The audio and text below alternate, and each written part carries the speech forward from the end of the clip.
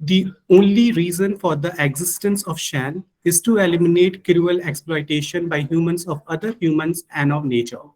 Professor Talwar received his undergraduate degree in civil engineering from Punjab University in India, a master's from Lehigh University in Pennsylvania, USA, and a PhD from the University of Waterloo in Ontario, Canada. During his professional career, he taught at Thapar College of Engineering in Patiala, India, and served as the coordinator of civil engineering at Conestoga College in Kitchener, Ontario, Canada. Professor Talwar was profoundly impacted by the calamitous experience of identity tribalism on religious grounds during the partition of India in 1947.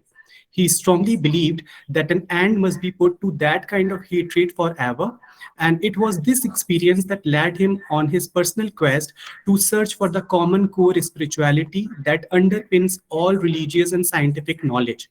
A hugely monumental task, not just in terms of difficulty, but in terms of the significant impact it can have on the survival and overall well being of planet Earth.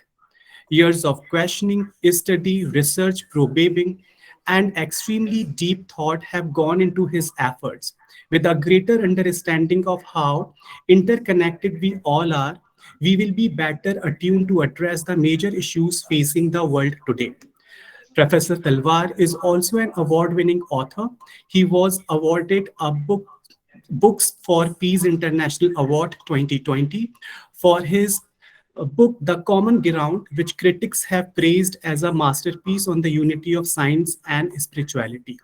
Today, Professor Talwar will be speaking on the topic The Age of the Anthropocene, Provenance and Abrogation. This session will be chaired by our very own Professor Mohd.Sanaulla, Chairman, Department of Arabic, Aligarh Muslim University. Professor Sanaullah has a teaching career spanning over 30 years. To his credit, he has 11 books and over 150 research articles and book chapters. The research interest of Professor Sanaullah lies in the intersection of Islam and classical European literature, Sanskrit-Arabic linguistic interactions, and Arabic-Sanskrit etymology, among others. With the permission of the chair, I would like to request Professor Shiv Talwar to deliver his plenary address. Over to you, sir. Thank you, Professor Alwi, for this introduction. I am a technologist, essentially. That's what I have been doing all my life. And in the professional life, I was building bridges. And now I'm doing the same thing, except that the nature of bridges have changed. As per the introduction, I'm going to make a presentation on the provenance and abrogation of the age of Anthropocene. I like to work with slides, if you don't mind, and I'd like to share my screen with you. And that's what I will do. This is my opening screen. Spiritual Heritage Education Network is the organization that I work for. And acronym for it is SHEN, S-H-E-N. And its vision is to develop education that is all-inclusive. It includes the whole globe without any exception at all. And Age of the Anthropocene, Provenance and Abrogation is my topic. I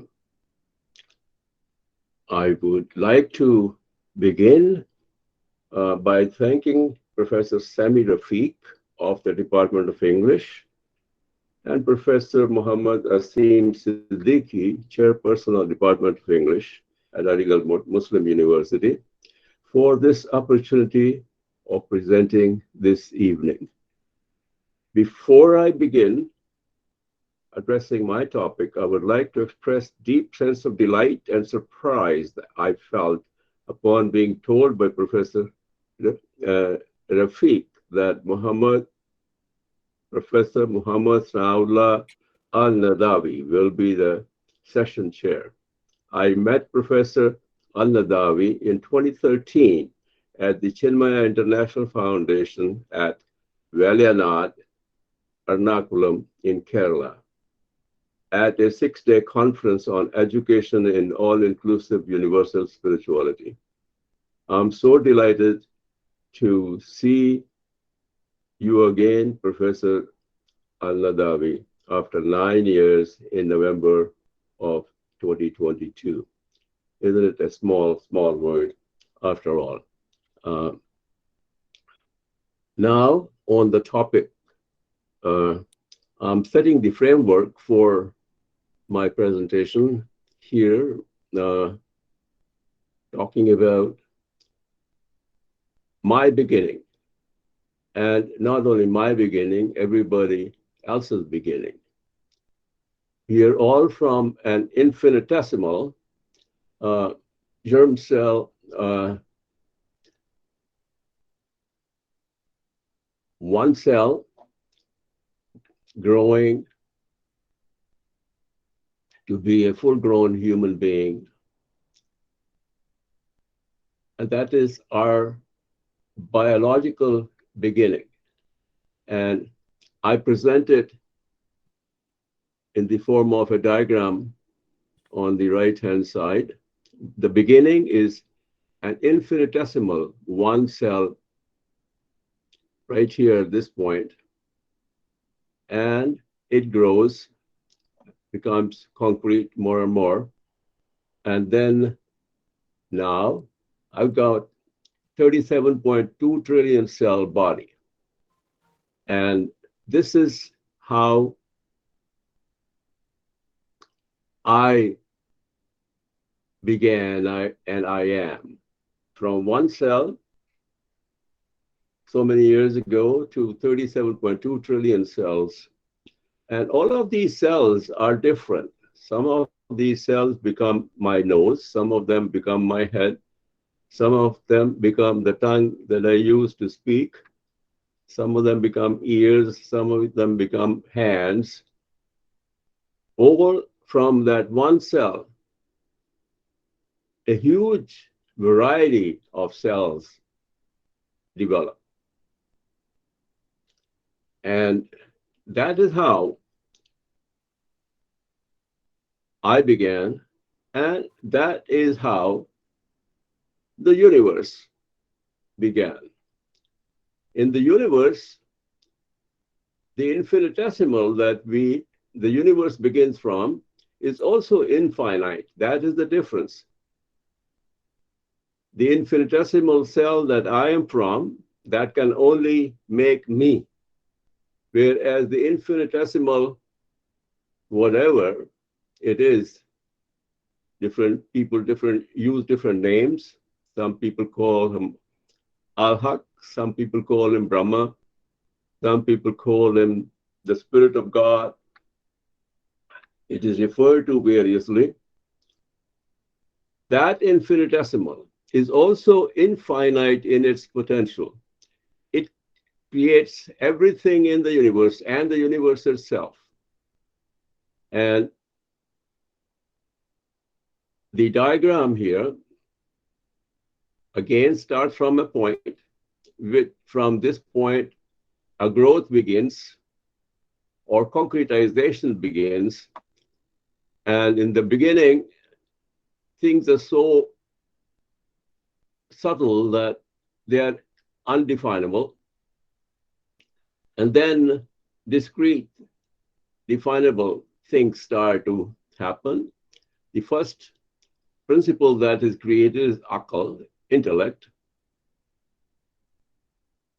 And then what is referred to as animal soul or animal mind, and then vegetative soul. And then comes what is called space. In space, we got all kinds of energy. We got electrochemical electromechanical, what all kinds of energy is there. So you can say this celestial here is different forms of energy in space. And then we got air, and then we got fire, then we got water, then we got earth. And these are the discrete principles of which this whole universe is made. Earth here stands for all solids, water stands for all liquids, fire stands for heat and light, air stands for different gases, all that are there in the atmosphere. And celestial talks about different kinds of energy that you experience in space. And these are the gross physical principles, whereas vegetative mind, animal mind, and intellect, these are the principles of which minds are made. And in Arabic, there's a word used, nafs, and that includes essentially the vegetative mind, the animal mind, and you can say the part of intellect which is directed towards outside. And then there's the rest of intellect directed inward. And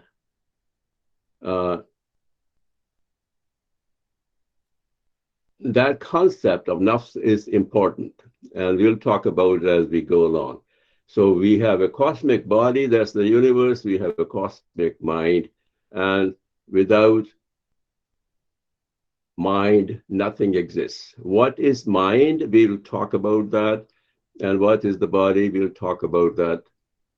And here are some of the verses from the Quran on this kind of topic. I just picked two, but there are many more.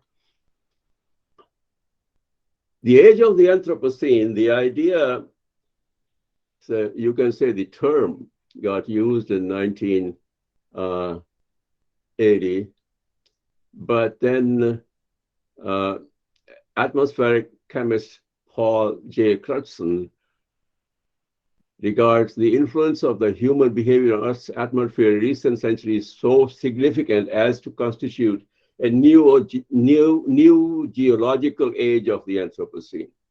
It is the human-centric ideas that are at the root of the exploitation of the environment that has occurred. It is a fact. It's not just an idea. Global warming is a fact. There are all kinds of measurements that are being made. And so the humans are essentially responsible for it because of various reasons. And the main reason is human-centric age that we have. Humans seem to be different from non-humans, and we'll talk about it. And that difference is not all that much, but we think we own the world. We can do whatever we can get away with. So the origin of the age of Anthropocene, although the terminology is new, but the age started a long time ago. Excuse me. Life on autopilot, that is a major reason. We have a mind which is unconscious, and that is the biggest part of our mind.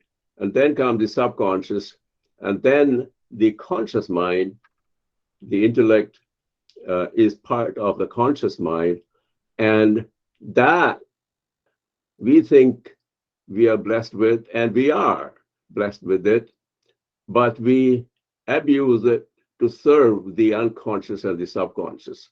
So our life is on autopilot because whatever is unconscious is kind of like an automatic machine. And things go so fast when things are automatic.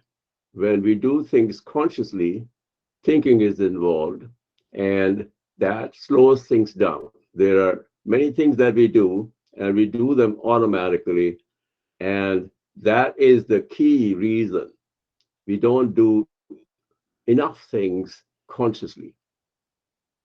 That is one of the reasons. And then what happens when things are done automatically, there is so much mental activity going on at the same time. So the mental oscillations, the speed is so high that we cannot learn anything deeply. We stay on the surface of everything.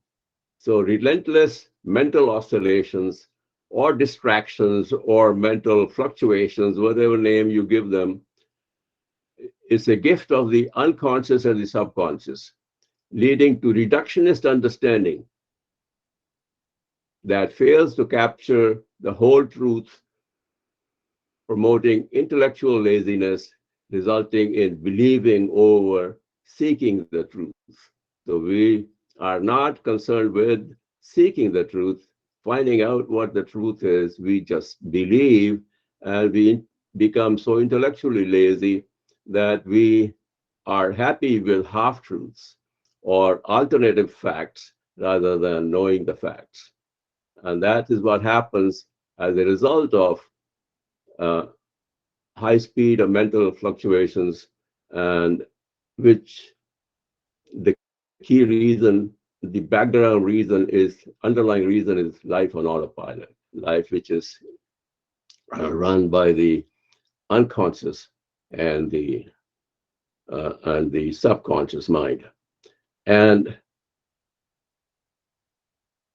one of the reductionist ideas that we have come up with, an anthropomorphic creator God, the age-old theistic idea of a God in the image of man, creating the universe and then lording over it with a carrot and stick as the real origin of the age of the Anthropocene. That is when really the age of the Anthropocene started, when we thought of God as we think of man, uh, and God with a human personality. And that idea, when that developed, that's when the age of the Anthropocene developed. And that is the reductionist idea. Essentially, it doesn't really tell you the whole truth, what God is really like. And it leads to other things. Some reductionist understanding of non-human related scriptural wisdom. Let us see what the scriptures say. I just picked a couple of verses from Genesis. And God said, "Let us make man in our image, after our likeness, and let them have dominion over the fish of the sea, and over the fowl of the air, and over the cattle, and over the earth, and over every creeping thing that creepeth upon the earth." Professor Sanaulla, please let me know if I'm um, taking too much time. I get carried away on this subject. So dominion word is very misunderstood. reductionist understanding is I'm the king, I own everything, I can use it, I can manipulate it, I can exploit it, I can eat it. And really speaking, what here the scripture says is, let us make man in our image. Like I am sovereign of the whole universe. I am responsible for running it. I take care of it, essentially. Not I made the universe to lord over it, you know, to be responsible, make sure it runs properly. So that kind of sovereign is different from the sovereignty that we have assumed. And God said, behold, I have given you every herb bearing seed, which is upon the face of the earth, and every tree in which the fruit of a tree yielding seed to you, that shall be your meat. Is implied here that you eat plant-based food and you don't kill those non-humans in your domain. So factory farming for meat production is significantly responsible for environmental degradation in many ways, such as water pollution, deforestation, global warming, greenhouse gas emissions such as nitrous oxide, methane, carbon dioxide, etc. Besides being a wasteful, inefficient way of protein consumption. My farming friends tell me that you have to feed an animal 7 pounds of protein to get 1 pound of protein back. And that is the kind of waste this is. Forget about moral responsibilities, compassion. Let's forget about that. They are for us to be protected. They are for us to be,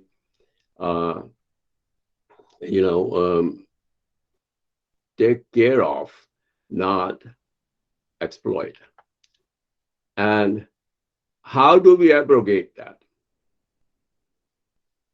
My idea is educate in holistic science, educate holistically, and with that holistic understanding, reductionist ideas will disappear. And we'll start living more inclusively as far as non-humans are concerned, and more inclusively as far as various religions are concerned, and various races are concerned, and various whatever lines of differences are concerned. They should go. We are all human beings, and human beings are meant to live as humans, not as this, that, and the other. And the basic idea of holistic science, as you can see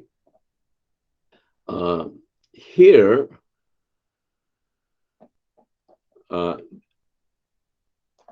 this green square you see is wisdom of the scriptures. And the blue one is social sciences and humanities. And the red one is life sciences, biology and stuff like that, and natural sciences. And there's an area which is common to them all. That is called holistic science. In my opinion, if our education includes holistic science, that part of the scripture which converges with seamlessly converges with social sciences, life sciences, and natural sciences. Because these sciences or the disciplines that we teach, they themselves are reductionist. And the scripture, some ideas in the scripture are also reductionist because scripture is written for general use. But a lot of ideas over there are holistic, and take those ideas that are holistic.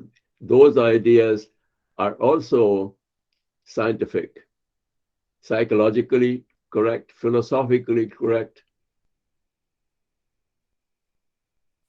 according to our biology, they are correct according to our physiology, neurophysiology, whatever you can say. They're all correct ideas. They seamlessly converge with them. And how the universe came about is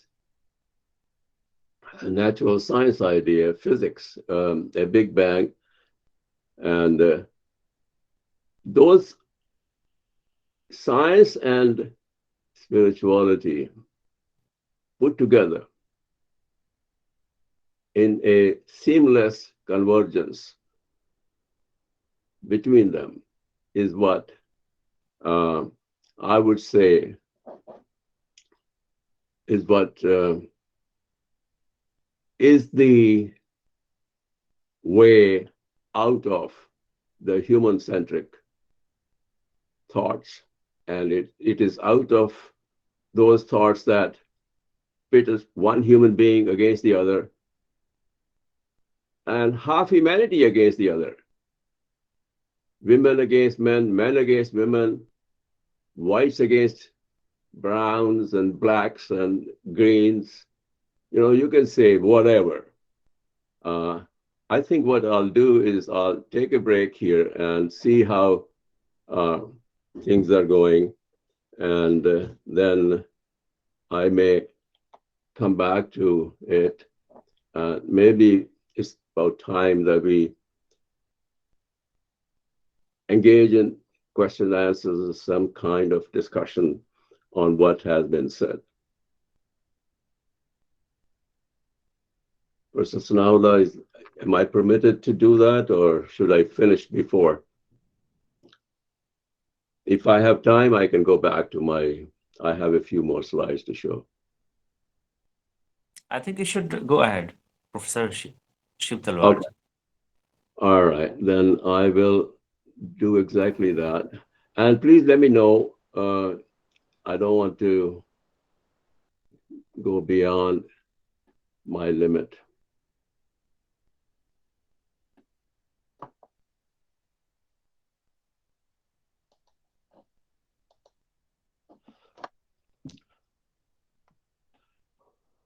Okay, here again, I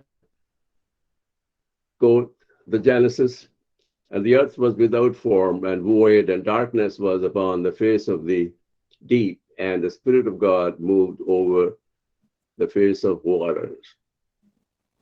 In the beginning, to be sure, nothing existed, neither the heaven nor the earth, nor space in between. So non-being, heaven decided to be, non-being is a reference to Al-Haq, became spirit and said, let me be. He warmed himself further, and from this heating was born fire. He warmed himself still further, and from this heating was born light. And this is Taittiriya Brahmana of the Rig Veda. See how they align, and see how they align with science. The universe entered with the Big Bang, and the temperature of the Big Bang was a few billion degrees Celsius. And even now, the universe is cooling. Look at the sun. What would be the temperature on the face of the sun? And the earth really cooled enough to sustain life 3.5 billion years ago. And the universe, according to science, has been almost 15 billion years. So it took 10.5 billion years for the planet, 10 billion years for the planet Earth to form, and another billion years for it to cool enough to be able to sustain life. And heating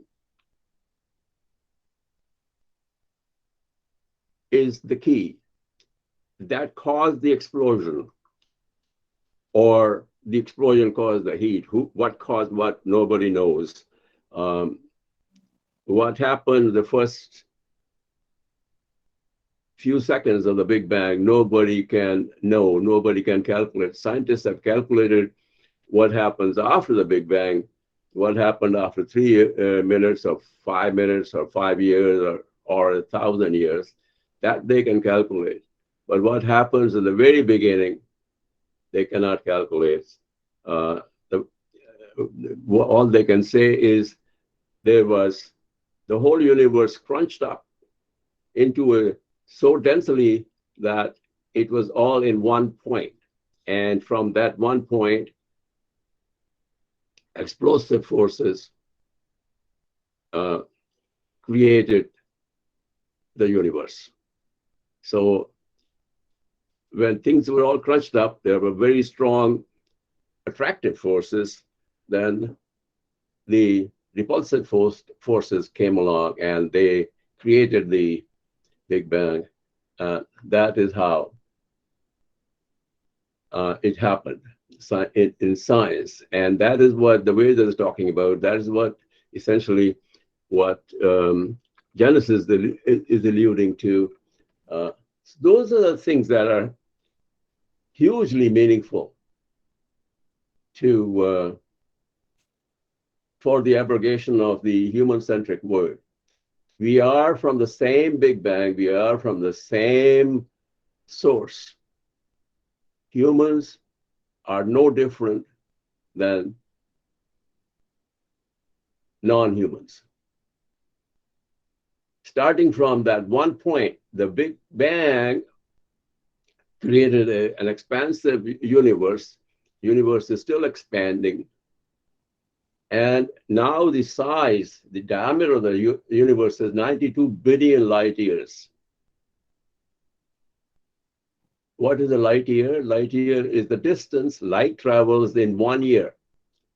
And the speed of light is 186,000 miles per second. You can imagine the size of the universe is unimaginable. 186,000 miles per second, then how many seconds are in a year? Multiply 186,000 by that number, and then 92 billion. That is the size of the universe coming out of the Big Bang. It's like, 37.2 trillion cells coming out of one cell. That is an individual story. Here we're talking of the universal story. In the beginning, God created heaven and the earth. Heaven here is a reference to the mind. And earth is a reference to the word. We are all made from dust of the ground. And that is what the talk here is.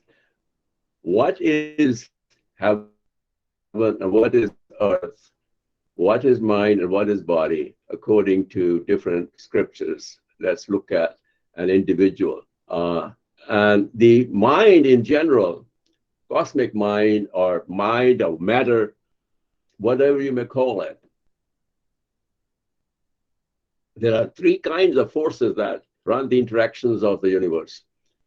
There's the force of non-differentiation, the force of love, force of compassion. This is the attractive force that kept the whole thing together.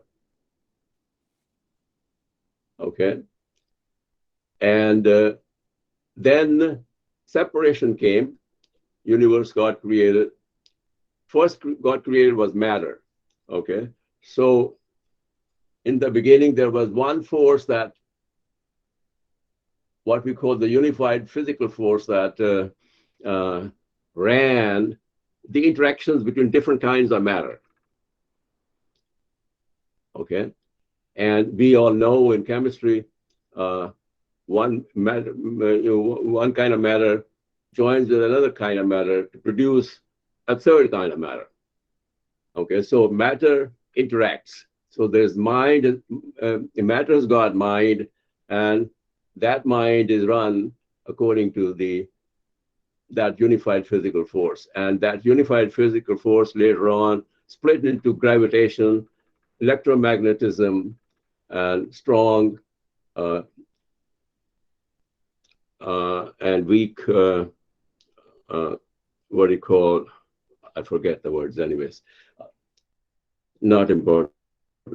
And then the third force, that force works in the domain of life. Life is different from matter because life is born and it dies. And survival is the big force there. And survival comes in different varieties. Is keeping your body safe, and then sustaining the body with food, and then, procreation is part of survival, because if you do not procreate, the universe doesn't survive. So our individual survival and letting the species go, run the life circle of life going, we need to reproduce. And those are the forces that that are built in. And then we have the herd identity. Okay, so this is the unified physical force, becomes four forces: gravitational forces, electromagnetic force, strong nuclear force, and weak nuclear force. And then in life forms that got developed over 3.5 billion years ago, roughly. In the very beginning, we're very tiny, single cell life, and then evolution happened. About 200,000 years ago, humans appeared. Modern humans appeared. And where do we get our mind from? We get a mind from all of these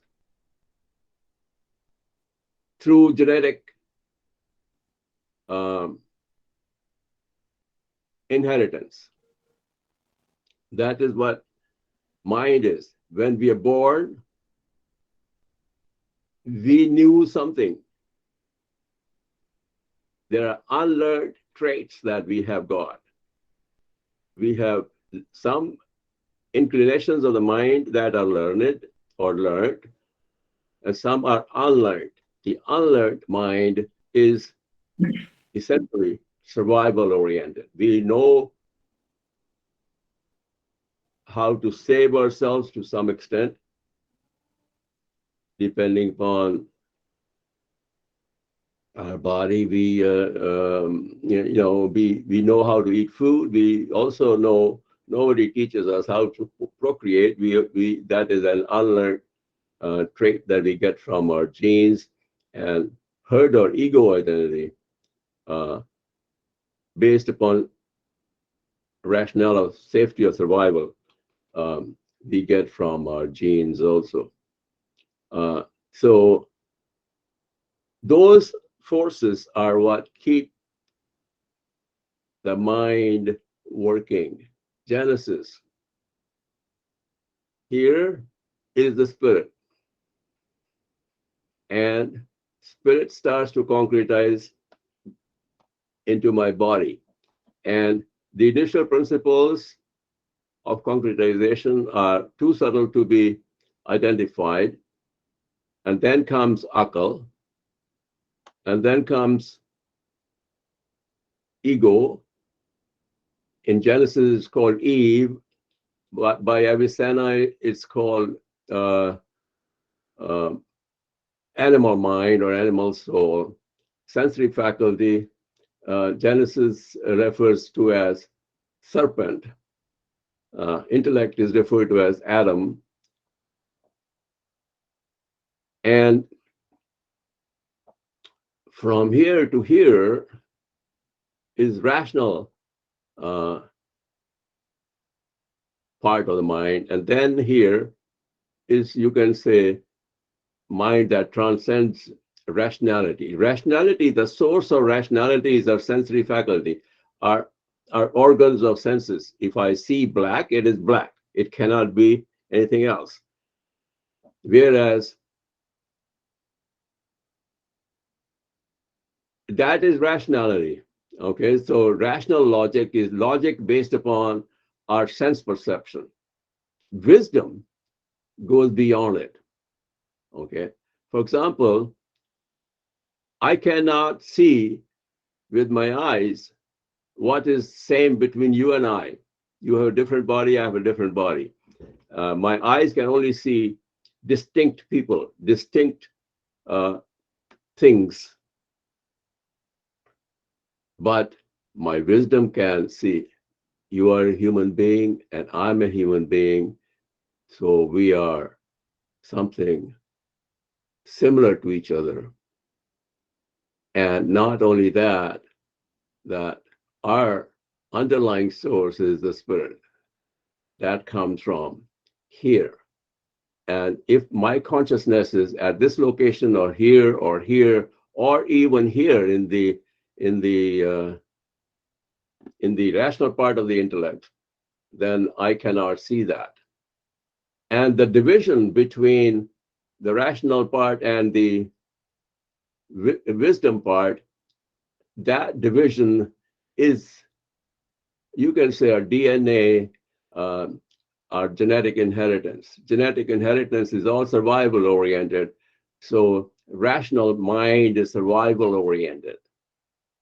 And when it comes to wisdom, when it comes to compassion, when it comes to love, you're not worried about your survival. You're worried about the object of your love. You are worried about the object of your compassion.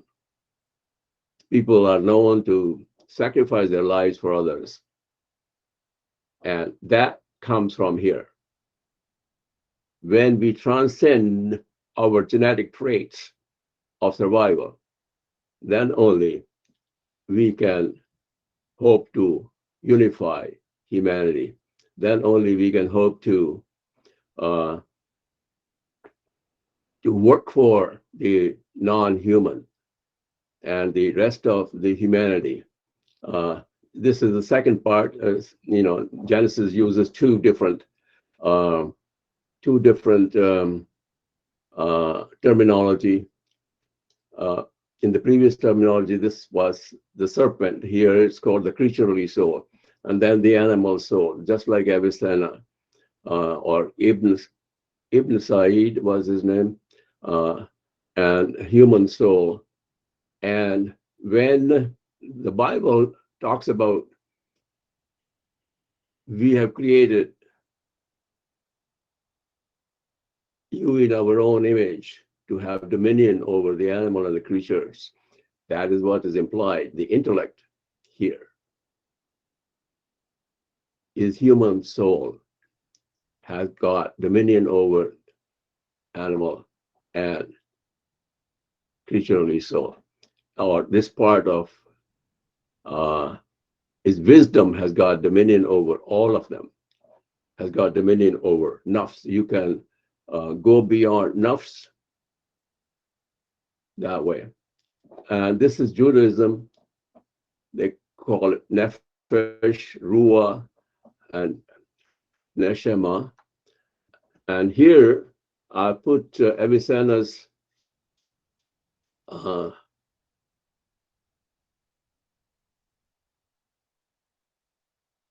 and in the Indian system, the Vedic system together.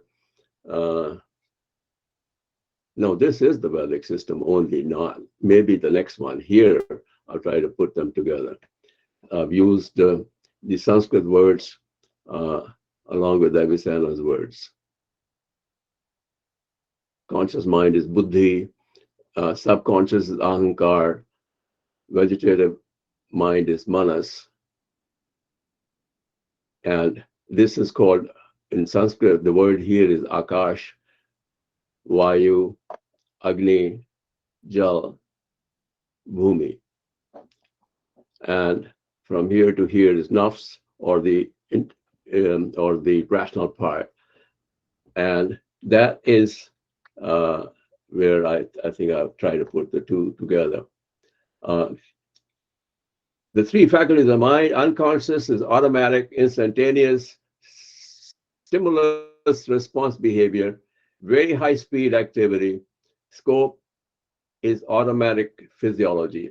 Everything that happens in our body that is run by the mind or the brain, you can say.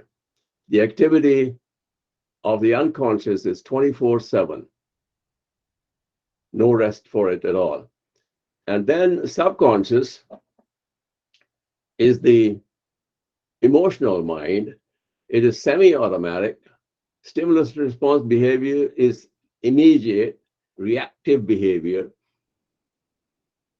without any consideration, high speed, and the scope of it is emotions, high activity in waking and dreaming state. It only works in the waking and dreaming state, whereas the unconscious works 24/7.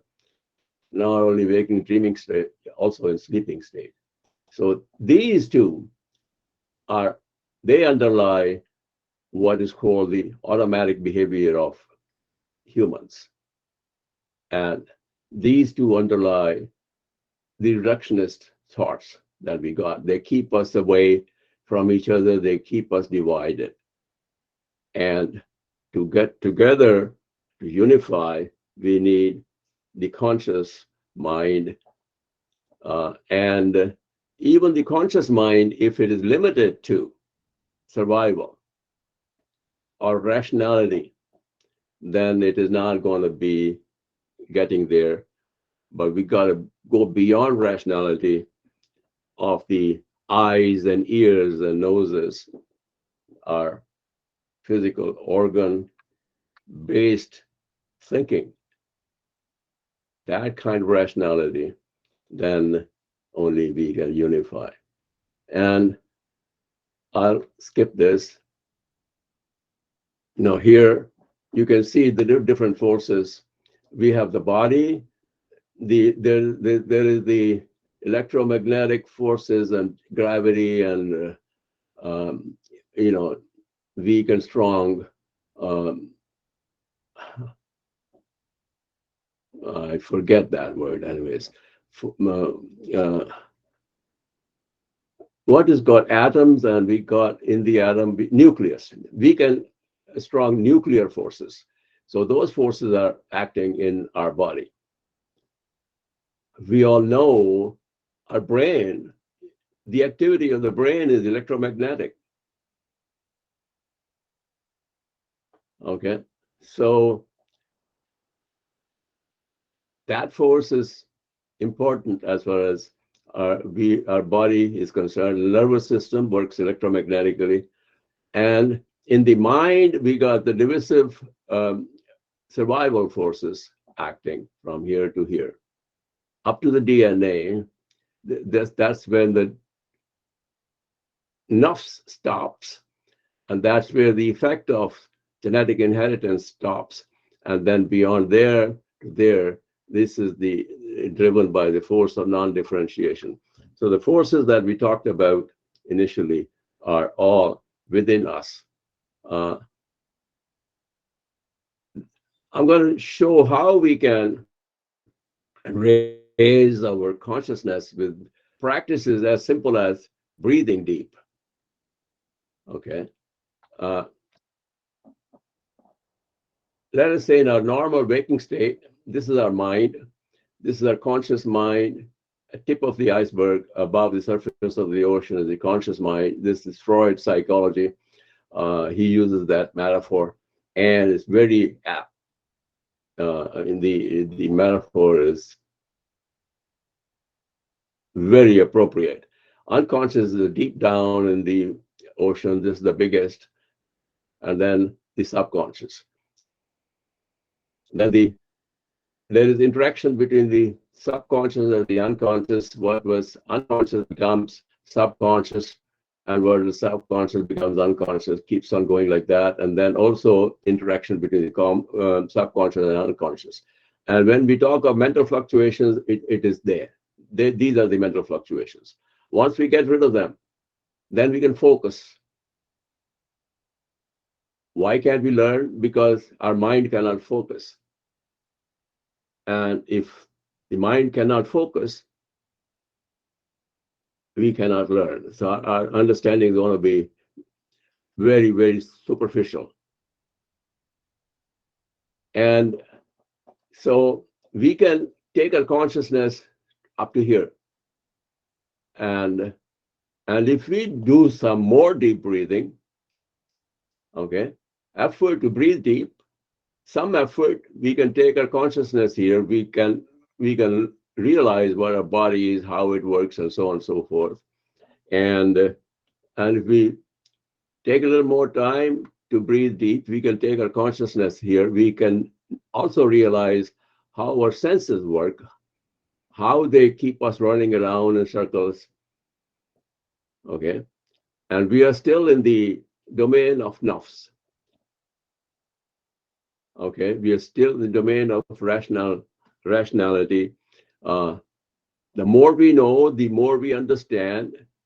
We are closer to the truth. And if we go further, we can take our consciousness there. We are still in the divisive state, but we are closer to the truth of oneness.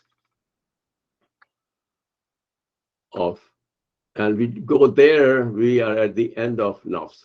We are now going to transcend our genetic inheritance. And we keep applying more effort, more deep breathing. The more we do it, the deeper we go. And the higher is our consciousness. Okay. So that is a simple thing to teach. And you can, you have to go into neurophysiology, breathing physiology teaching, and so on and so forth, how that works with the mind, how it calms the mind, how, this is all life science. That is part of our life.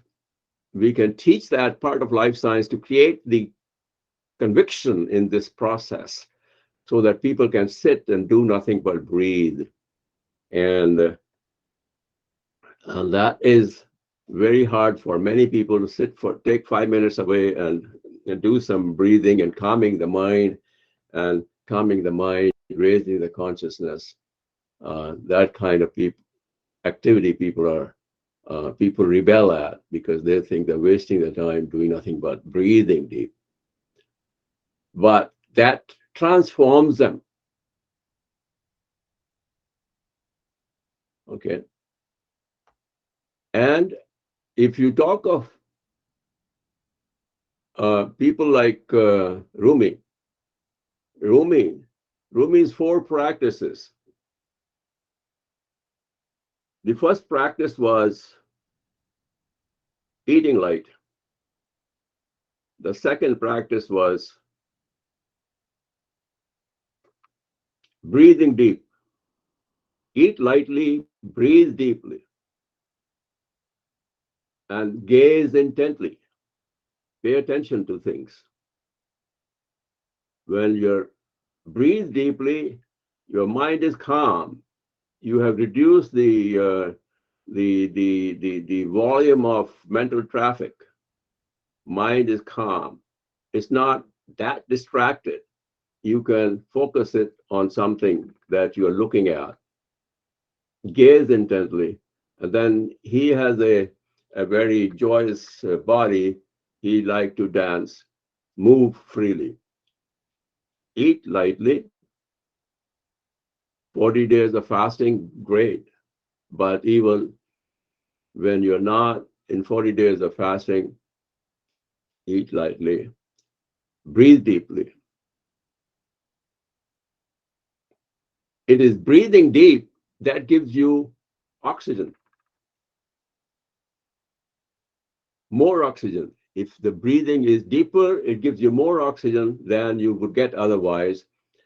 And it's a biological fact that a molecule of glucose from food can combine with two molecules of oxygen to produce two molecules of ATP. That is the energy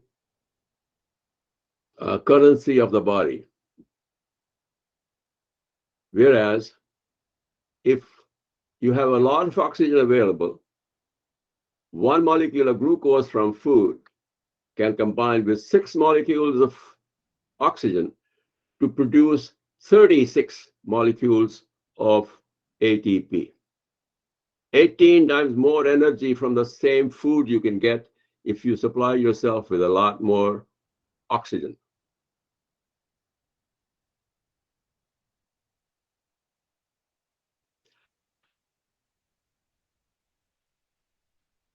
So here I'm making a request to please work with us, help us fast track the kind of education that is our mission that we have been talking about. I think that is the end of my presentation. Thank you very much, Professor Sanaulla, for letting me continue. Thank you so much, sir, for your enlightful talk. Now I will request the chair, Professor Sanaullah, to share his remarks on the plenary talk. Over to you, sir. Thank you, Dr. Elvi, sir. It was really a sheer pleasure and honor to be here in your platform with the scientist, the scholar, the seer, all in one, in the persona of Professor Talwar sahab, whom I had the golden opportunity to interact under the banner of some interfaith dialogue in South. The striking ontological as well as epistemological parallelisms of similarity or closeness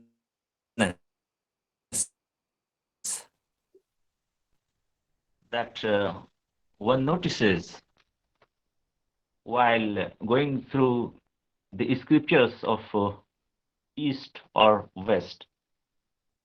One is propelled to advance the cause of holistic approach towards reality. How to interpret it, how to have a harmonious, holistic worldview. The ecological imbalance caused by humans in the aftermath of Anthropocene and its provenance in different quarters of thought in East and West. This imbalance has caused enormous harm to the very meaningfulness of the continuity of humanity on this globe, which is regarded philosophically very beautiful. This theme, which has been dealt with in all schools of thought and philosophy in East and West. And here I'll be just citing certain examples and paradigms from the Arabian perspectives one sees that the ecological balance and sustainability have been the guiding spirits in the 2 millennia literary saga of Arabia. This was in conformity to the legacy of relationship between physics, humanity, and theology, which has been a major topic of philosophical debate in Arab culture, as religion and science are twin pillars of every civilization. Philosophical schools and worldviews, Greek, Babylonian, Indian, Chinese, Tibetan, Islamic, etc., have a concept of 4 or 5 basic elements that reflects the simplest essential parts and principles of which anything consists, or upon which the constitution and fundamental powers of anything are based. Most frequently, basic elements refer to earth, water, air, and fire. The atomist and anti-atomist Greek philosophers sought to explain natural occurrences and daily phenomena without the need of resorting to supernatural explanation and believing in heavenly or earthly deities. But the approach was adopted by a section of the Hellenized monotheistic Abbasids from the Arab history, especially the Mutakallimin, in their attempt to prove the all-encompassing efficacy of an omnipotent God. However, in their adoption of this cosmological view, they ensured that they sufficiently modified it as to confirm with and eventually support their theological positions. Description of man-nature equilibrium has been a hallmark of Arabic literary trajectories through ages. Here, when we just look into the literary legacy of Arabia in past and present, would they have the Arab discourse of nature? Besides the canonical Islamists, the traditionalists and jurists, and of course the chart that was provided by Ibn Sina, which was brilliantly explained by Professor Talwar Sahab, with some striking similarities from science, Hellenistic philosophy, and scriptures, biblical scriptures, and insights, how spring was related to childhood, summer was related to youth, autumn was related to maturity, winter was related to age, and how earth and water, they are related in terms of tendency, bodily system, excretion and senses, etc. So in a nutshell, what we have in the numerous books and volumes produced by philosophers, scientists, and mutakallimin like Jabir ibn Hayyan, Al-Ghazali, etc., what is projected in clear terms is a multiversal cosmology. This multiversal cosmology is projected in the writings of the Sufis, the mutakallimin, and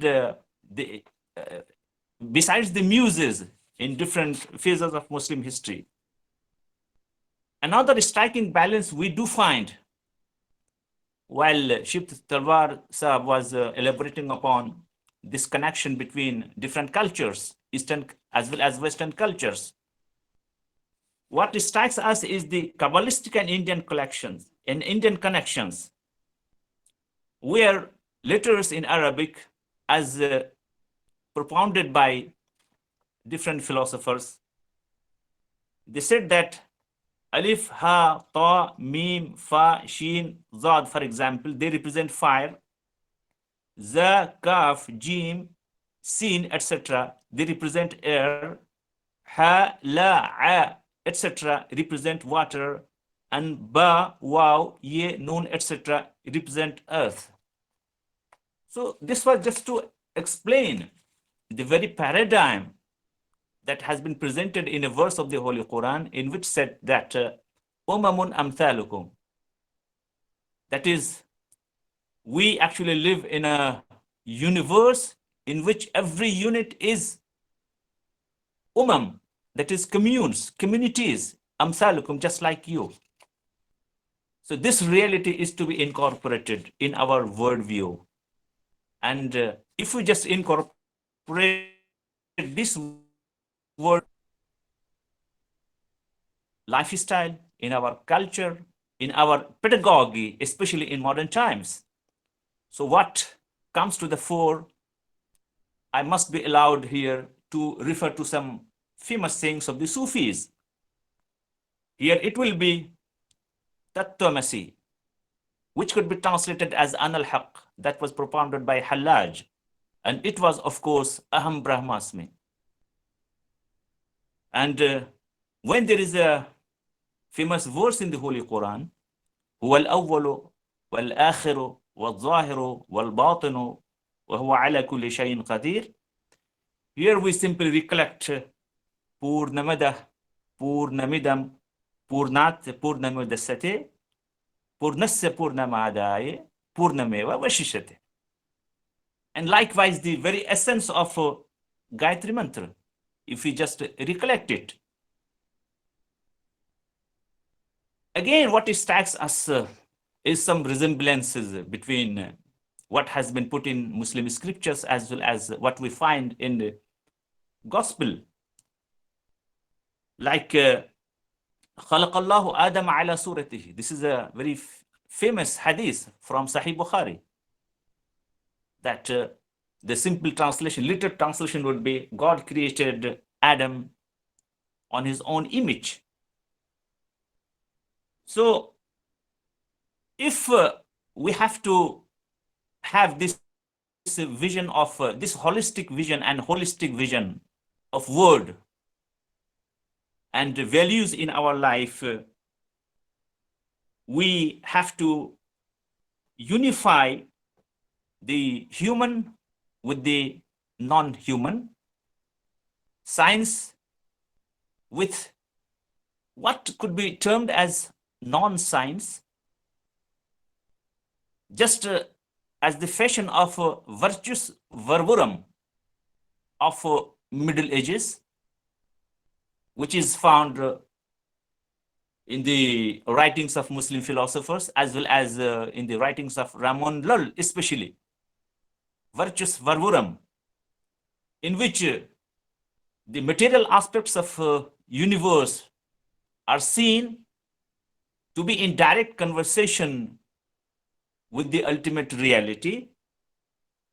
If this is our motto and this guides our vision, our mission, our initiatives in amid today's hard and harsh realities, which do have plenty of devastating effects in the very fabric of our life, we think the humanity will be able to at least assist the entire world in its strive to find a more beautiful, peaceful, and holistic solutions for the problems of life. And hence, we will be able to have a more beautiful, more harmonious, and holistic life. With this, I congratulate the organizers. I must congratulate the learned speaker. I must thank Professor Asim Sahab and his learned colleagues and all the collaborators of this seminar. Thank you. Thank you so much, sir, for adding more dimensions to the talk. Before we formally close the session, I would like to extend my gratitude to our panelists, Professor Shiv Talwar and Professor Sanaullah, for taking out time from their busy schedules and enriching us with their thought-provoking ideas. Emmer, can I just come in? Can I just come in for just 1 minute? Sure, sir. Sure, sir. I must say that it was a very scholarly session. And I must say that the remarks of the chair were equally scholarly. Thoroughly enjoyable session. And that is what a big symposium like this is all about. We had a learned speaker and we had a very learned chair. Thank you very much for making this session so good. Thank you, sir. Thank you.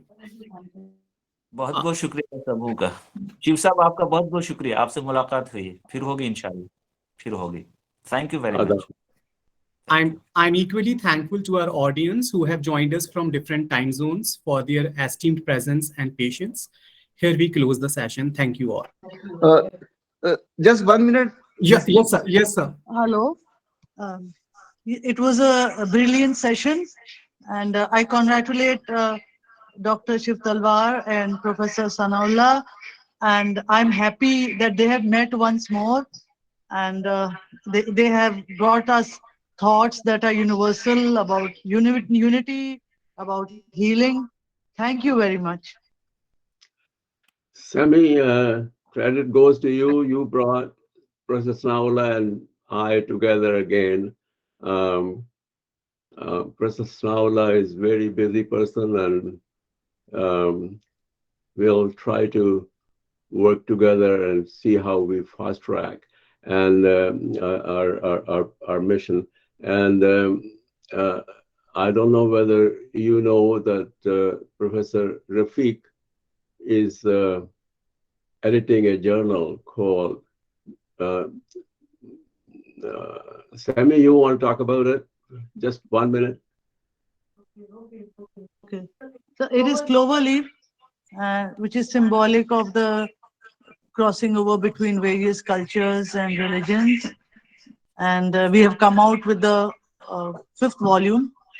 And I think it's the inspiration from Sir, his leadership, through which we have been able to, sustain this journal.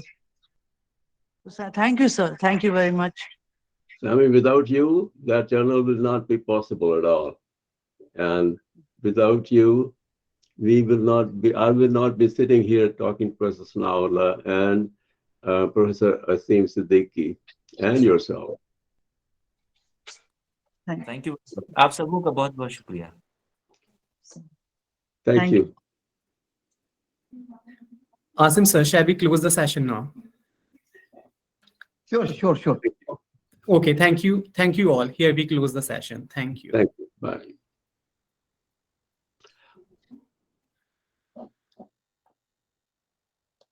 Is the next session on the same link? Maybe I'll stick around. Yes, it is, sir. Okay, I'll just stick around, listen to the next one.